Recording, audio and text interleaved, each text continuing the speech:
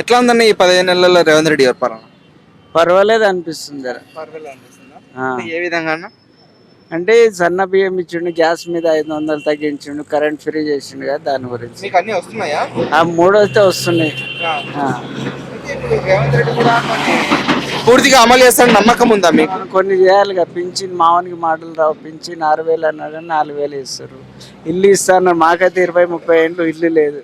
రాపించిన పేరు వచ్చింది కానీ ఆ ఇల్లు వస్తుందా లేదని తెలియాలి.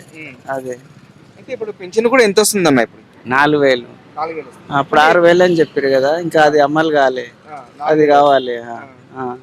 మీకు ఓవరాల్ గా చూసుకుంటే ఎవరి పాలన బాగా అనిపించింది? కేసీఆర్ గారిదా రేవంత్ రెడ్డి గారిదా? రేవంత్ రెడ్డిదే మంచిగా అనిపిస్తుంది. రేవంత్ రెడ్డిదే మంచిగా అనిపిస్తుందా? ఈ ఉచిత బస్సు కానీ ఇవన్నీ ఎట్లా ఉన్నాయి? ఈ ఉచిత బస్సు అంటే ఇక లేడీస్ కొండే కానీ జెంట్స్ కి అయితే ఏం చేయలేదు. జెంట్స్ కి ఏమన్నా చేయాలి, హాఫ్ టికెట్ అన్న పెట్టాలి. దాని గురించి ఎట్లా ఉందన్న ఈ 15 నెలలు కానీ రేవంత్ రెడ్డి 6 గ్యారెంటీలు ఎలా అమలు అవుతున్నాయి? 6 గ్యారెంటీ చాలా కష్టంగానే ఉన్నాయి. మెల్లమెల్లగా గుంజుకపోతున్నారు. ఇప్పుడే టీఆర్ఎస్ 6 లక్షల కోట్లు అప్పైంది అన్నారు కదా, దాన్ని మితిగడలేక చచ్చిపోతున్నారు అంటున్నారు. ఆ మితి కట్టుకుంటే ఏదో ప్రభుత్వం గుంజుకపోతుంది. అట్లా ఇట్లా సన్నబియ్యం అనేది ఒక్కటి ఈ నెల సక్సెస్ అయిపోయింది. పర్లేదు, అటో ఇటో ఉంది సన్నబియ్యం. సన్నబియ్యం ఎలా ఉన్నాయి ఆయన ఇచ్చినట్టు? సన్నబియ్యమా దొడి బియ్యం కంటే పర్లేదు, పర్లేదు, తినొచ్చు. అప్పుడేమో గట్టిగా ఉండే అన్నం వండితే పులు వస్తుంది, బాగా. అప్పుడే ఫస్ట్కే ఇచ్చేసారు, ఫస్ట్కి ఇచ్చేసింది. ఇప్పుడు కేసీఆర్ 10 సంవత్సరాల సమయం ఉంది. రేవంత్ రెడ్డికి ఈ 15 నెలల్లోనే అంటున్నారు.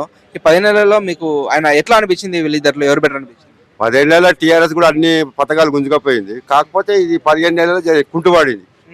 ఎందుకంటే ఈ అప్పులు గిప్పులు అన్ని గుంజుకపోయేసరికి మీరు చేసిన మితి కట్టేసరికి ఈ బాధ అవుతుంది అనబట్టారు. అట్లా అయిపోయింది. ఇక మెల్లమెల్ల లేడీస్ 2,500 అన్నాడు, ఇంకా ఇవ్వలేదు. మాకు 4,000 అన్నాడు, మాకు ఇంకా ఇవ్వలేదు. అదొక 2 పెండింగ్.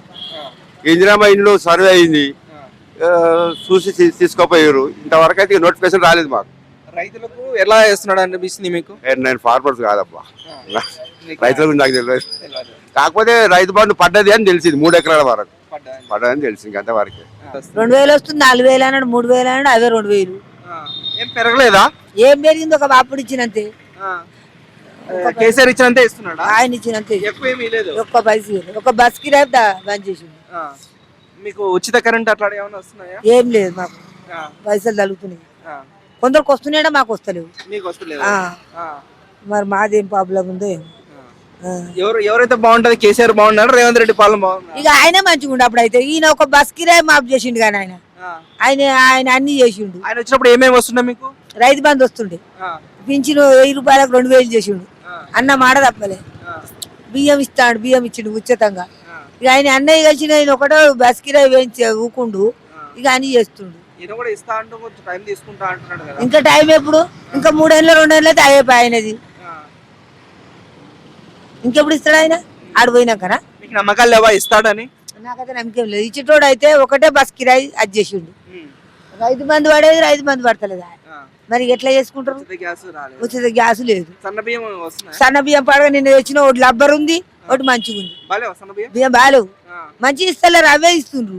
సన్న ఏరే ఉన్నాడు, మీరు తినరు అంటుండట. సన్న బియ్యం ఇస్తా అని చెప్పిండు నేను మొన్న, మరి అవే ఇయ్యనా లేదా?